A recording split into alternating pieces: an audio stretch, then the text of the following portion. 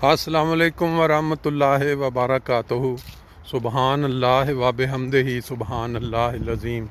अल्लाहुम्मा सल्लि अला मुहम्मदिन व अला आलि मुहम्मद कमा सल्लैता अला इब्राहीम व अला आलि इब्राहीम इन्नका हमीदुम मजीद। अल्लाहुम्मा बारिक अला मुहम्मद व अला आलि मुहम्मद कमा बारिकता अला इब्राहीम व अला आलि इब्राहीम इन्नका हमीदुम मजीद। दोस्तों, आज के खूबसूरत मौसम के साथ एक दफ़ा फिर आपसे मुखातिब। आपने देखा कि सुबह सुबह फ्रैंकफर्ट के अंदर जो ज़िंदगी की चहल पहल है, उसके छोटे छोटे नज़ारे कि किस तरह लोग अपने अपने कामों के लिए, स्कूलों के लिए या अपनी दूसरी रोज़मर्रा ज़िंदगी में मसरूफियात के लिए घरों से निकले हुए हैं। और इसके अलावा परिंदे बेडर अपनी अपनी खुराक के लिए घरों के बाहर बैठे हैं। कोई डर ख़तरा नहीं है कि कोई बंदा आएगा और हमें मार के खा जाएगा। यहाँ यूरोप के अंदर जो ज़िंदगी ना सिर्फ इंसानों के लिए बल्कि परिंदों के लिए भी बड़ी महफूज समझी जाती है। आप सब जानते हैं कि इंसान जब इस दुनिया में आता है, आँख खोलता है, किसी न किसी मज़हब के साथ उसका जो ताल्लुक़ है वो जुड़ जाता है। बाज़ लोग क्रिश्चियन, बाज़ मुसलमान, बाज़ हिंदू, बाज़ सिख।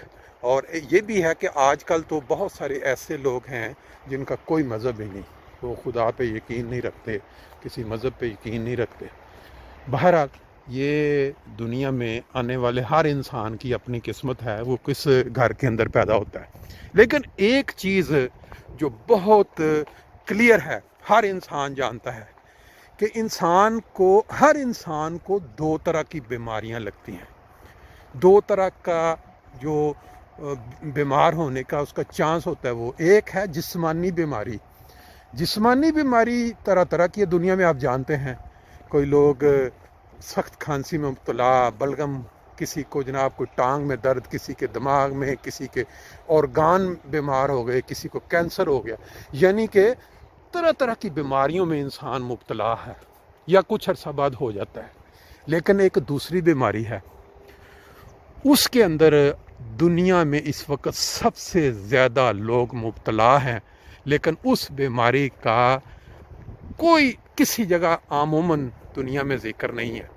आप पता है, तंजीमें बनी हुई है, वर्ल्ड हेल्थ ऑर्गेनाइजेशन, जो बीमारियों पे नज़र रखती है, कौन कौन सी बीमारियां दुनिया में फैल रही हैं, कौन कौन से वो जो मुख्तलिफ आफात की शक्ल में या वो जो फैलती हैं। एक मतलब क्या कहते हैं उसको, लफ्ज़ इस वक्त उर्दू का मेरे ज़ुबान पे नहीं चढ़ रहा। जिस तरह ये पीछे कोरोना आया था, उससे पहले वो जो किसी ज़माने में वो ये चूहों से बीमारी फैली थी। फिर इस तरह की बीमारियां दुनिया में मतलब जानी मानी होती हैं, लोग जानते हैं कि इस तरह की। लेकिन जो दूसरी बीमारी है जिसमें ज़्यादा दुनिया मुब्तला है, उसकी मुतल्लक कोई भी ना ऑर्गेनाइजेशन है ना कोई देखता है, वो है रूहानी बीमारी। दुनिया में आज ज़्यादा इंसान रूहानी बीमारी में मुब्तला है और उनका इलाज करने के ऊपर दुनिया की कोई नज़र नहीं है। सिर्फ़ और सिर्फ एक दुनिया में आसमान के नीचे अगर आज रूहानी बीमारी का इलाज कोई कर सकता है या कर रहा है तो वो खिलाफत की शक्ल में जमाते अहमदिया है।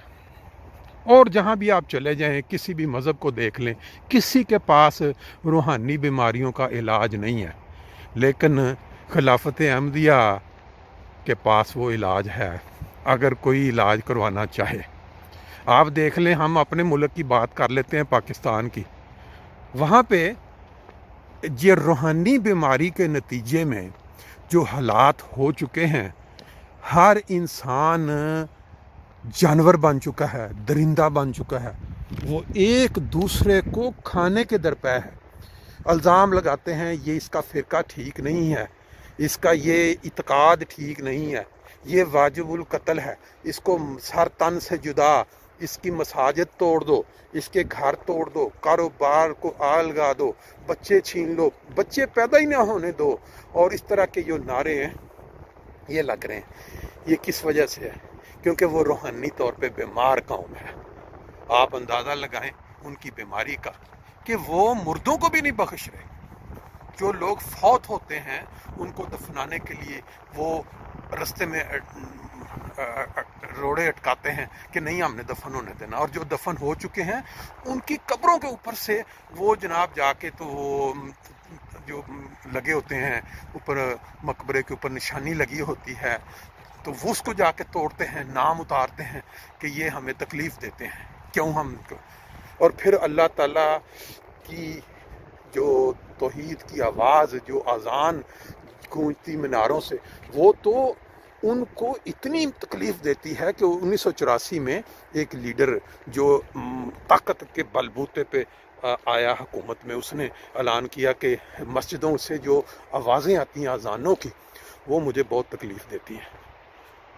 میں جنگی آدمی ہوں، فوجی آدمی ہوں، گن، یہ توپوں کی، جہازوں کی آوازیں سن کے یہ جو اذانیں آتی ہیں نا مسجدوں کی آوازوں سے، احمدیہ مساجد سے، یہ مجھے بہت تکلیف دیتی ہے. ان پہ پابندی لگا دی جائے. اس نے پابندی لگائی. پھر اس کے بعد اس کے جو چیلے یا اس کے جو مداح یا اس کو جہاں انہوں نے پھر اس میں اور اضافے پہ اضافہ کرتے چلے گئے. اور اب آج اسی فوج کی پیداوار TLP انہوں نے ایک قدم آگے بڑھایا اور انہوں نے کہا جی مسجدوں کے جو مینارے ہیں جہاں سے آوازیں تو ہم نے بند کر دی ہیں اذانوں کی، اب یہ بھی ہمیں بھاتے نہیں ہیں. یہ روحانی بیماری نہیں تو کیا ہے یہ مجھے بتائیں جو بھی دوست سن رہے ہیں. ہماری قوم کے اندر روحانی بیماری اپنی عروج پہ اس لیول پہ پہنچ چکی ہے کہ جہاں انسان کو انسان نہیں رہنے دیتی، وہ درندے بن جاتے ہیں اور دوسرے انسانوں کے حقوق ایسے چھینتے ہیں. اور وہ لوگ جو دیکھ کے تماشا خاموش رہتے ہیں، بالکل نہ آواز نکالتے ہیں، نہ چوں کرتے ہیں، نہ چراں کرتے ہیں، وہ لوگ جن کے ساتھ سال ہا سال سے ہمسائے ہونے کی وجہ سے، شہر میں رہنے کی وجہ سے بڑے اچھے تعلقات پرانے بزرگوں سے، وہ بھی بالکل خاموش تماشائی بیٹھ جاتے ہیں. اور پھر نہ ٹی وی، نہ کوئی جرنل، کوئی اخبار، کوئی کسی جگہ پہ یہ آواز نہیں اٹھائی جاتی کہ بھئی یہ والا جو ظلم ہو رہا ہے یہ ٹھیک نہیں ہے. یہ ظلم ایک دن ہمارے میں آپس میں ہوگا اور ہوتا ہوا نظر آ رہا ہے. 74 میں جب غیر مسلم قرار دیا سیاسی طور پہ صرف منفعت کے لیے حکومت کو اپنی حکومت یا کرسی کو آگے بڑھانے کے لیے، تو اس وقت کے امام نے ان کو وارن کیا تھا کہ جو آگ آج آپ ہمارے لیے لگا رہے ہو، یعنی یہ فیصلہ، یہ اس آگ میں آپ خود بھی جلو گے. اور وہ آپ نے دیکھا ضیاء کے دور میں شیعہ سنی اور یہ والے کام جو ہیں وہ کتنا زیادہ بڑھ گئے اور کتنے سینکڑوں یا ہزاروں لوگ مرے. اور اب یہ جو کام کر رہے ہیں، مسجدیں توڑنے والا، قبرستان توڑنے والا، کاروباروں کو آگ لگانے والا، یہاں تک اعلان کرتے ہیں کہ ان کے بچے پیدا نہ ہونے دو ہاسپٹلوں میں جا کے ڈاکٹرز کو، یہ ان کے اوپر الٹا پڑے گا.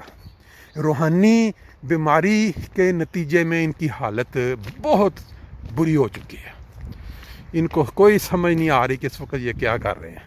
بہرحال اللہ تعالیٰ فہم دے. ہماری تو سیر آج کی واک جو ہے وہ ہو گئی، ساتھ آپ نے نظارے بھی دیکھ لیے. اس سے پہلے آپ نے دیکھا کہ زندگی کی جو چہل پہل ہے، ہر جگہ جو انسان بس رہا ہے اسی طرح اس کو وہاں کے حالات کے مطابق دیکھنے کو ملتی ہے. ایک چیز میں ایڈ کرتا چلوں، آپ نے ایک منظر دیکھا، پیلے رنگ کی ایک گاڑی آڈیا سے. یہ جرمنی کے اندر سہولت ہے کہ جب کسی بندے نے گاڑی رکھی ہو تو وہ اپنی انشورنس کروا سکتا ہے کسی بھی صورت میں اگر کوئی اس کو. کل میں زور لگا بیٹھا، گاڑی اپنی میری کھڑی تھی، سٹارٹ نہیں ہو رہی تھی، پٹرول بھی لا کے ڈالا. آج میں نے ویسے صبح سودا لینے کے لیے جب میں فون کیا، میں کہ اس طرح، تو کہتے ہیں تقریباً 1.5 گھنٹہ لگے گا. تو میں ابھی لے کے 5 منٹ بعد گاڑی پار کر کے واک کے لیے نکلنے لگا تو سامنے گاڑی والا کھڑا تھا. میں حیران ہو گیا کہ 5 منٹ پہلے فون کیا، نارمل 1.5 گھنٹہ. کہتا ہے اصل میں اور طرف جا رہا تھا. میں نے کہا چلو. اب اس بندے نے صرف آگے گاڑی چیک کی، دیکھی، آ کے کہنے لگا کہ میرے خیال میں اس کا ایک سینسر ہوتا ہے، اس کو ہم کہتے ہیں کوربن ویلن جرمن، کہ یعنی موٹر جس طرح جب وہ گھومتی ہے تو اس کے اندر اس نے وہ سینس بھیج رہا ہوتا ہے آگے اس کا سگنل کہ یہ. تو کہتا ہے میرے خیال میں وہ خراب گندا ہو گیا. ادھر کھڑے کھڑے اس نے 5 منٹ میں نیچے سے کھولا موٹر کے ساتھ ایک حصہ کھول کے اس نے صاف کیا، اس کو لگایا. اور وہ گاڑی جس کا میں سمجھ رہا تھا کہ لگتا ہے کام ہو گیا، انجن خراب ہو گیا، سٹارٹ ہی نہیں ہو رہا، تو وہ جناب گاڑی سٹارٹ. میں تو مطلب اس وقت دل کر رہا تھا کہ میرے جتنے بھی میرے جیب میں ہو نا میں اس کو دے دوں. باوجود اس کے کہ میری انشورنس ہے. مشکل میں جب کوئی کام ہوتا ہے تو آپ خود اندازہ لگائیں کہ انسان کی کیا. بہرحال بات دوسری طرف چلی گئی. روحانی بیماری اور جسمانی بیماری میں فرق، اور اس روحانی بیماری میں ہماری قوم کس لیول تک مبتلا ہو چکی ہے، باقیوں کی بات انشاءاللہ پھر کبھی کریں گے. خوش رہیں، آباد رہیں، ایک دوسرے کے ساتھ ہنس جی کے زندگی گزاریں. ٹینشنوں کے لیے یہ دنیا بہت چھوٹی ہے. لوگ اکثر و بیشتر آپس میں ایک دوسرے کی شکلیں دیکھ کے ٹینشنوں میں مبتلا ہو جاتے ہیں.